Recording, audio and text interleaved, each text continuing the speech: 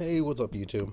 This is the second installment, cool sounding, of the programming series. Now, I, in the previous video, explained how to do the shell commands. This is a shell, a lot of people refer to it as, or terminal, but yeah, it's interchangeable. There's more specifics about that, like there's like bash shells and different ones, but I'm not going to get too into that. It's didn't seem really that beneficial to know that kind of stuff just yet. So I just knew about it, like with the Bash. But the main reason I knew about it is Bash, or they call them Bash shell scripts or just shell scripts. Doesn't really matter. What that is basically just a list of a bunch of commands that you can do without having to type it every single time. So I'll do an example. Nano, boom, get my term or my text editor open. Okay, so what you're gonna do is the shebang. Can I type? I cannot type. Cool. All right. So it should be bin bash. That should work. Not sure if that's gonna work. I've forgotten a little bit, but if I do, I'll explain or put maybe like annotations on that. And putting this basically allows the terminal to know how to run something. So say I want to do whatever sudo ifconfig wlan 0 down. So with this, and each line is going to be a different code or a different command, whatever. So I can do the next one. The next one I want to do, I want to do a Mac changer. Now, Mac changer isn't standard. It's not directly like when you get Ubuntu, you're not going to get Mac changer. You have to download that. I will make another video after this one about downloading, and because you can't just go to it's not like Windows where you can go to a page, click download, click install. This has a different installation system. It's really simple though, so don't worry too much about that. But I'll get into that later. So right now, sudo mother fuck you, what, get out of here. Not sure what that is. Sudo mac changer tac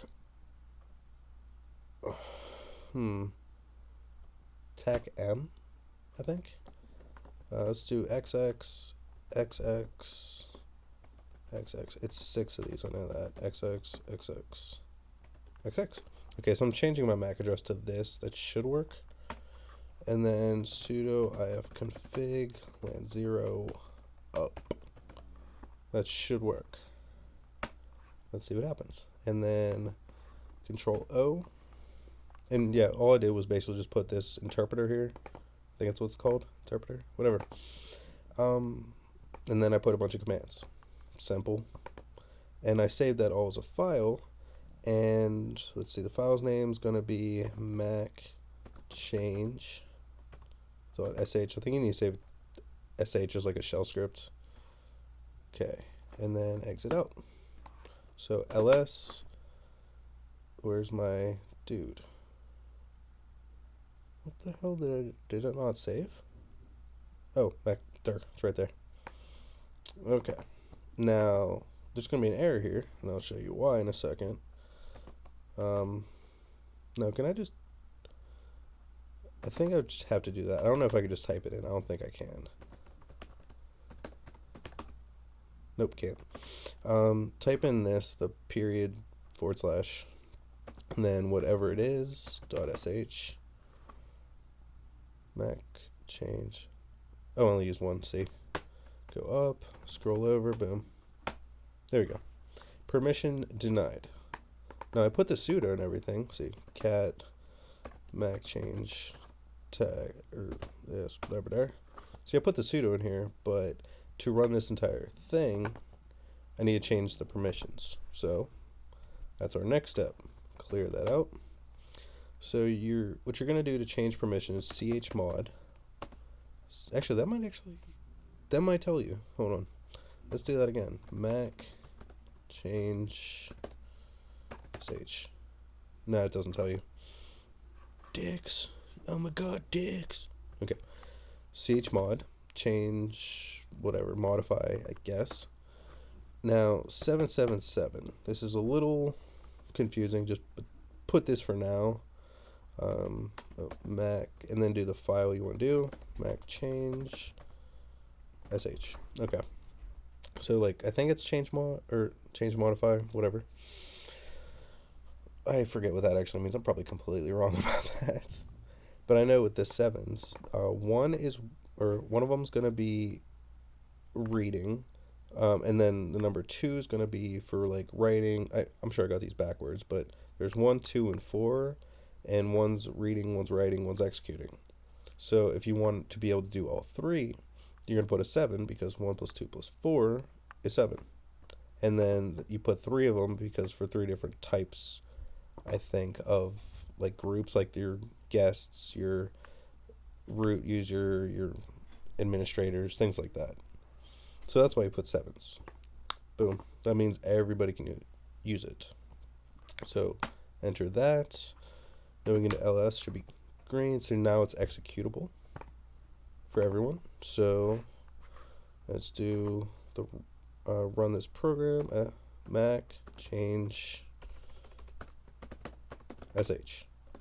And then I have to put my thing in here. Use Mac changer, try Mac changer option device. Did I do that wrong? Oh, you know what I didn't? Hold on, real quick, I gotta change that. Nano Mac change sh. So that was the correct bin bash thing. Land 0, right? I think so. Control O, save it as that. Control X to get out of it, and then let's try that again. Whoop. There we go. Sweet. Okay. Now this didn't work for some reason. Interface was still up. It should have been down, damn you. Down, Mac M, change that. I don't know, something went wrong. But that's just an explanation of how you can write basically just a text like this and turn it into a shell. So save it as sh, change permissions, and then you can just run it. That way for every time I wanted to change, assuming I did that correctly, every time I wanted to change that, I could just do the boom boom and whatever, that right there. So every time I wanted to change it, I just put that in there and good to go. Saves you from writing this every single time you want to do that. And I mean, this isn't that bad, to be honest, but what if this was a bunch of stuff? So it's a good way to automate tasks. And again, using that is going to help you kind of practicing too. Just making a bunch of shell scripts of just a bunch of different things. If I want to make something that runs a specific file, you're good to go. Also, something I want to cover. You have to be in the right. Folder. So that's why I like to save everything in my home. Because if I go to let's go somewhere else. CD desktop. All right. Now I'm in desktop. So if I try to run that same thing, it's not going to work. Doesn't exist. So if you want to, you could make this program, then just save it in the home location, or if you want to go to that location each time, however you want to do it. But yeah, I just found it easiest. I'm sure there's another way to do it where you can make it. Actually, I know there is, but I forget how exactly to do that to make it so you can execute it from anywhere. It's probably if you actually go to the bin bash folder and then you save it in there, maybe you could just run it as the file name, I think. Like, for example, if I want to run Armitage. Nope. Did I ever do that wrong?